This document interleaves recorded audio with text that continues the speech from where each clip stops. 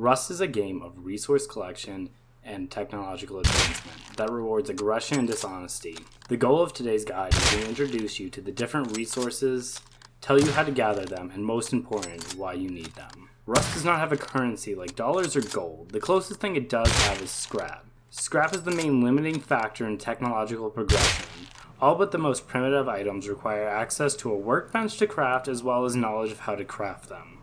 Workbenches come in 3 tiers, and they cost 50, 500, and 1,250 scrap respectively to craft. The knowledge on how to craft an item is called a blueprint. Some blueprints come to you by default, while the others must be unlocked. A variety of nearly worthless items can be unlocked for as little as 20 scrap, where many of the endgame items that you're striving for cost up to 1,000 scrap each. Rust has 2 trading hubs where you are safe from other players and you can trade with NPCs for resources, gear, and vehicles. Since forfeiting scrap means delaying progression and postponing the late game, most of the vendors want scrap as payment.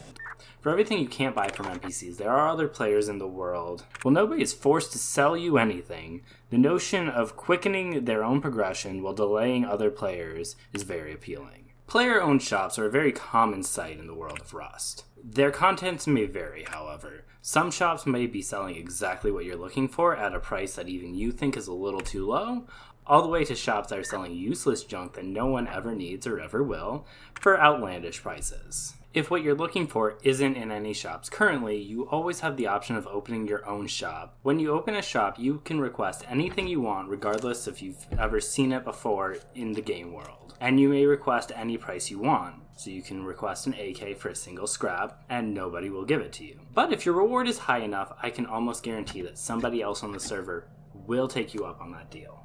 Now that we have established that scrap is the most important part of any wipe, let's go over how to get it. Orange and blue barrels give you 2 scrap each, which means you only need to break 900 of them to unlock all 3 workbenches. Primitive crates will give you 3 scrap, while brown boxes and tool boxes as well as sunken crates will grant you 5. Vehicle scrap boxes as well as military crates will reward you with 8 scrap apiece. Elite crates will give you 25 scrap. Sunken chests will give you 10 scrap most of the time. Approximately 1 in every 3 supply drops will grant you 150 scrap. 1 of every 3 scientists killed on cargo ship or in military tunnels will drop between 8 and 33 scrap.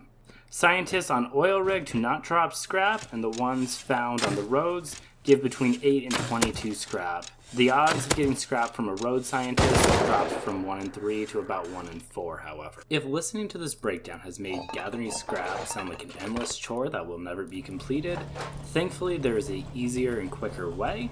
In Rust, we can recycle almost anything you don't need. When you recycle something in Rust, you destroy it and replace it with a fraction of the materials used to craft it. What you should recycle is a bit of a complex debate. Recycle too much and you will find yourself hunting for items you have already found earlier in the game. But too little and you could spend hours farming for something you could already have. A good rule of thumb is, if you don't know what something is, recycle it. If you can't use it in the next 2 hours, recycle it.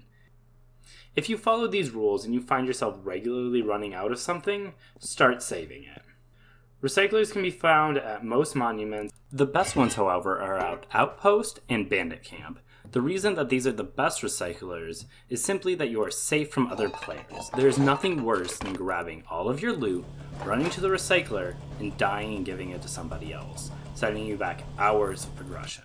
While it is true that you cannot be killed in Outpost or Bandit Camp, if you leave your recycler unattended with your items in it, somebody will come by and they will steal it from you. So make sure to not leave the inventory of the recycler while you are recycling. It is very common for newer players to try and push you away from the recycler while you're recycling. You just want to pay attention and make sure that that doesn't happen. If they are trying to push you away, simply walking forward will counteract this and they won't be able to do anything about that. But if you get lazy and you walk away from your keyboard, it is very possible that somebody will slide you away from the recycler and steal all of your loot. If those 2 recyclers are too far away from where your base is, there are 2 other options that are relatively safe compared to the other monuments. Sewer Branch and Power Plant both have recyclers that are locked behind a keycard puzzle. This does not mean it is impossible for other people to get to you. and you are still 100% able to be killed and damaged and stolen from. However, less people are likely to be running these monuments, and they're out of the way of somebody who does not have the keycard infused unless they notice the switches are off, meaning your chance for an encounter is significantly lower than another recycler that's out in the open. Additionally, if somebody does notice that you are there, they have to push in to one or two entrances that you know about and you can be defending. Where with most other recyclers, there's a variety of different routes that people can attack from and places for people to hide in. Propane tanks will recycle for 1 scrap, while blades will recycle for 2. Road signs and pipes, as well as RF pagers, each give you 5 scrap. Sheet metal will give you 8. Nail guns and springs will each grant you 10 scrap. Semi-automatic bodies and SMG bodies will give you 15 scrap. Tech trash will give you 20. Fuses will also grant you 20 scraps. Rifle bodies will give you 25 scrap each, and a jackhammer can be recycled for 30 scrap. But you should never recycle a jackhammer. Seriously, do not recycle a jackhammer. Do anything but recycle a jackhammer. Using the shredder at Junkyard, you can get 50 scrap for a salvage truck, 75 for a 2-module vehicle, and 125 scrap for a 3 or 4 module vehicle. If you like this video, please like, comment, and subscribe for future content. There's also a bell that I have absolutely no idea what that thing does, so press if you want, I don't really know.